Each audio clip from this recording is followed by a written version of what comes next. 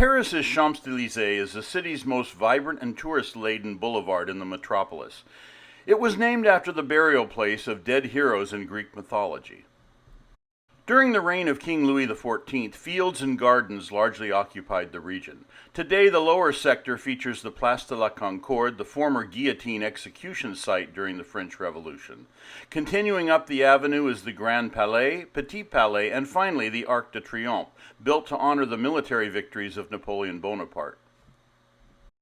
Nearby the Arc, but before its construction, Thomas Jefferson lived in the Hotel de Langeac.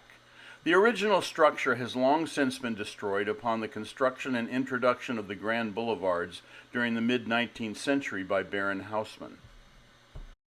He was the building director of the Seine department. Many of Paris's historical residents were razed and replaced by mid-level commercial and residential structures during the Haussmann era.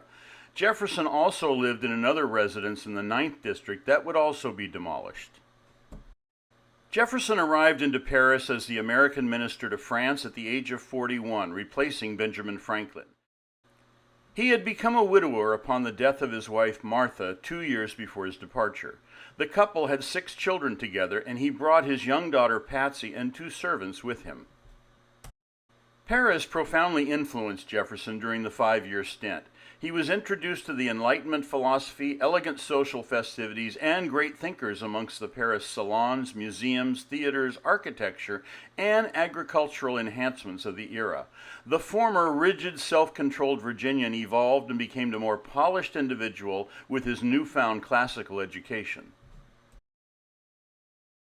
America ultimately profited from the reinvigorated and broader worldview of Jefferson upon his return.